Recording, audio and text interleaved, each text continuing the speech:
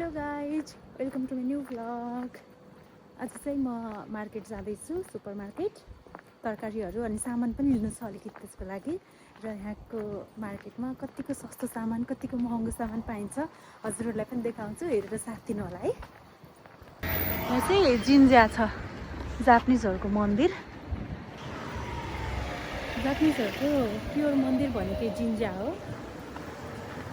अर्को ओतेरा पनि भन्छ, जुन मन्दिर नै डिजाइन, मन्दिर टाइपकै डिजाइन हुन्छ, तर खास त्यो बौद्धिस्टको हो। जापानिजहरूको मन्दिर चाहिँ यस्तो हुन्छ। साकुरा पनि फुलिसकेको छ। मेरो एकदम फेभरेट घर। कस्तो राम्रो के, हेर्नु न, डिजाइन पनि। रुख बिरुवाहरू लगाएर कति राम्रो गराएको, हेर्नु न। मेरो पछाडि ब्याकग्राउन्डमा देखेछ कि नै, कस्तो राम्रो घर के। मलाई खुब मन परेको घर हो यो चाहिँ। ड्रिम हाउस भने पनि फरक पर्दैन। कस्तो राम्रो कटिङ गरेको के रुखको। अब म चाहिँ नजिक पुगिसकेको छु।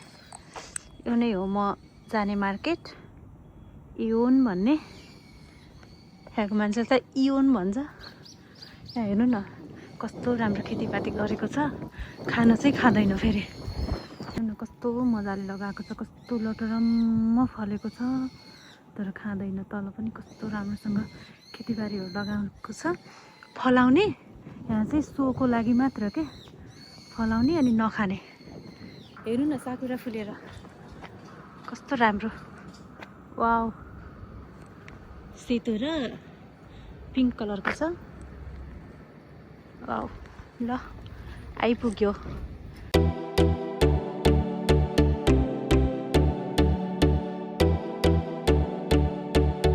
सबैभन्दा अचम्म त यहाँको साइकल। हेर्नु न, किन्न सक्छ त, कसैले किन्न सक्छ त।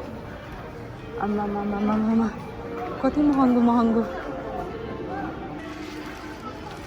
Super market.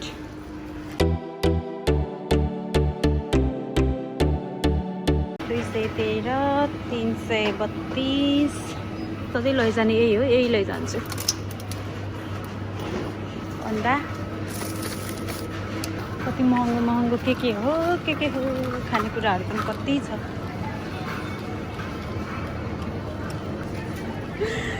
Oh my God, एउटा दानो प्याजलाई $321।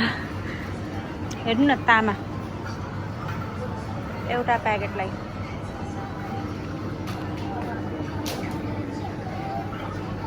पिँडालु पनि छ यहाँ।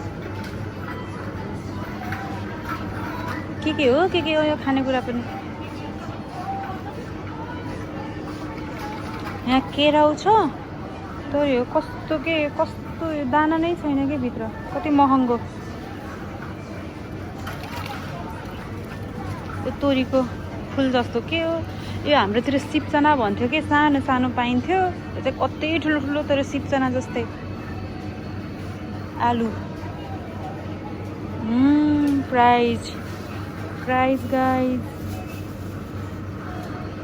कति सस्तो। फर्सी, रातो फर्सी, मलाई चाहिँ मन पर्दैन।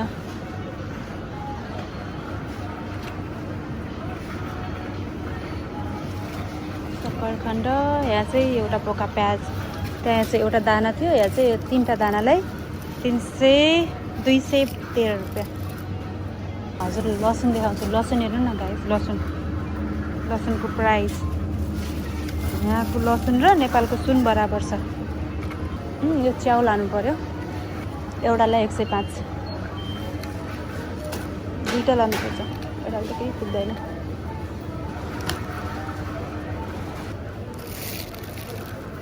यो चाहिँ पालङको साग, $158 को। टमाटर देखो गाइस, $408। 3टा दानालाई $408। $278। 3टा कोसा केरालाई $278। सबभन्दा सस्तो भनेको फलफुलमा आज केरा नै होला सायद जापानमा। यहाँ चाहिँ अझ टमाटरहरू त धेरै सस्तो भएको। पहिला त यति टमाटरलाई $1000 पर्थ्यो, अहिले सिजन भएर चाहिँ 321 यति रहेछ। एउटा लैजान्छु। स्ट्रबेरी प्राइस देखो गाइस, 1000 रुपियाँ। म त खान सक्दिनँ। यो चाहिँ 700 रुपियाँको सुन्तला है एउटा पोका। सो हतार भयो बेला जापानिजहरूको बेन्तो यो किन्छन्, फ्याक्टा खान्छन्। यता चाहिँ इनर्जी ड्रिङ्कहरू, जुसहरू पाइन्छ। यो जुस चाहिँ मलाई त नेपालको र यहाँको बराबर जस्तै लाग्यो।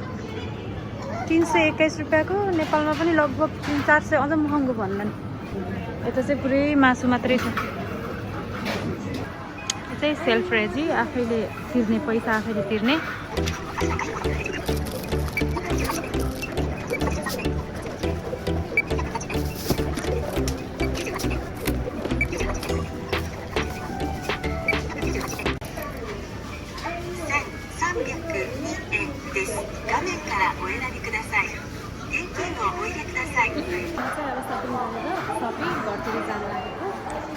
मैले चाहिँ यति सपिङ गरेँ।